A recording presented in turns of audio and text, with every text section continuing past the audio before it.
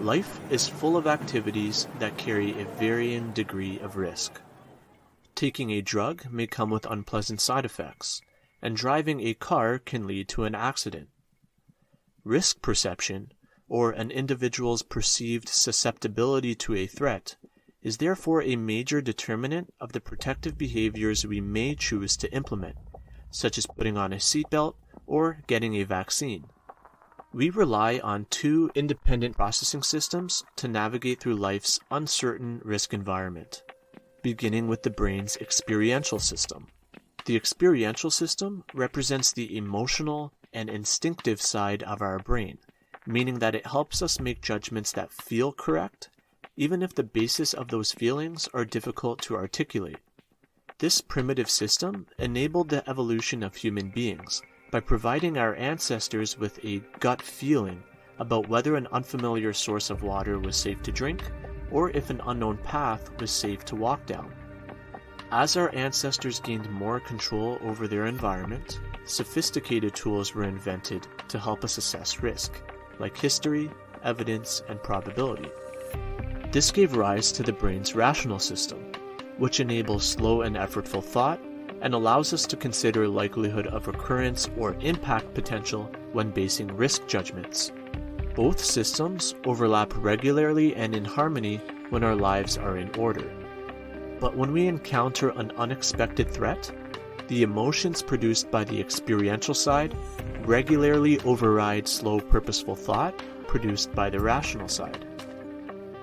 We are actually hardwired to feel first and think second, making emotion one of the main drivers of risk perception. And fear specifically is the negative emotion we experience in reaction to perceived danger. And fear is such a powerful determinant of risk perception that it can render us negligent to facts. We tend to overestimate risks that invoke a visceral fear response and underestimate deadly risks that are less scary at face value. This is why we worry more about homicide compared to the risk of falling down. And when we do this, we are essentially judging a book by its cover, because the latter is actually the more likely cause of death.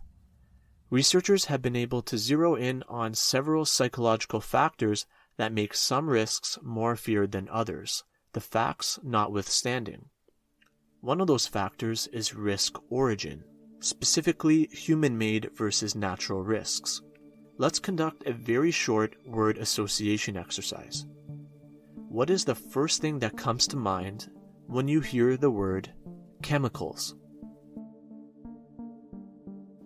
The literature on risk perception claims that you likely made a negative association with that word, such as thinking of the words bad, cancer, death, or an association with industrial chemicals. The word chemicals alone has been shown to trigger an unconscious fear reaction in the general public. When our associations are negative, we react fearfully. But if our associations are not negative, we might not react with as much caution as we really should. For example, most of us are not as cautious of radiation from the sun as we are of radiation from nuclear power, or pesticides in food and chemical exposure in drinking water. This attitude prevails even though melanoma from the sun causes many more deaths per year than any of those human-made risks combined.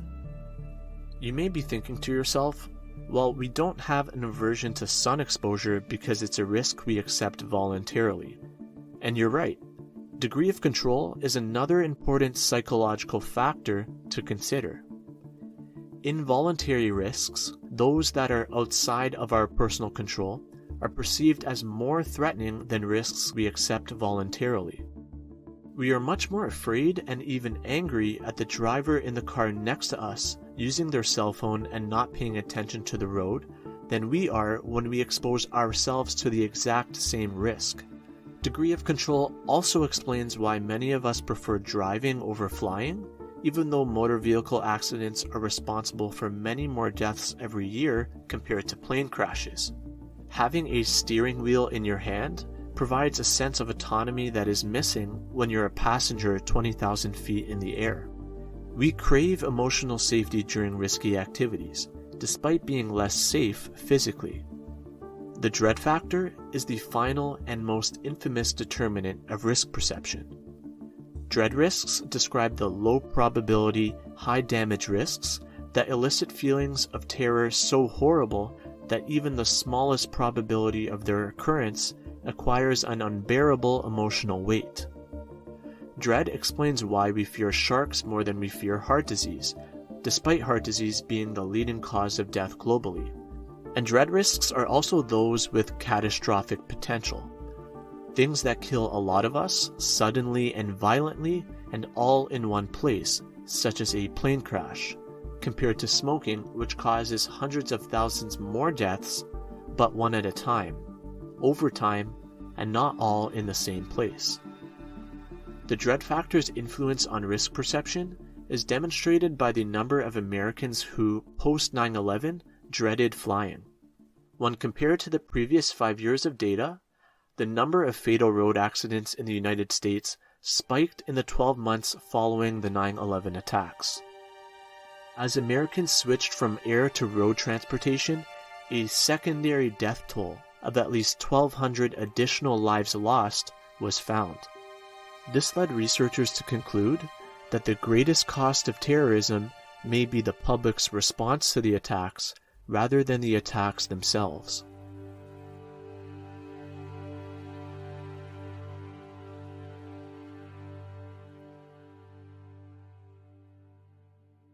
While the information presented may be grim to listen to, it will help you understand that the processing systems used to base our personal risk perceptions can be prone to judgment errors. The fear we experience in association with a threat may unintentionally increase our susceptibility to dangerous behaviors. Fear may influence our risk perception and at times lead to misperception.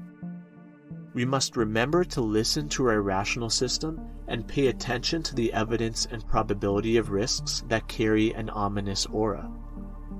At the same time, we must continue to respect the emotional factors that shape risk perception and harness its power without distorting the scientific evidence. After all, the evidence points to one profound takeaway. Small tragedies, the daily chronic causes of mortality, such as a poor diet, lack of exercise, abuse of drugs, or reckless driving, add up to mega disasters. And from the perspectives of the rippling circles that these routine killers leave behind, the loss of a loved one feels exactly like a disaster. Understanding this may help you make any necessary corrections to your own risk perception, and may even encourage a behavior change that increases resilience to the risks of everyday life.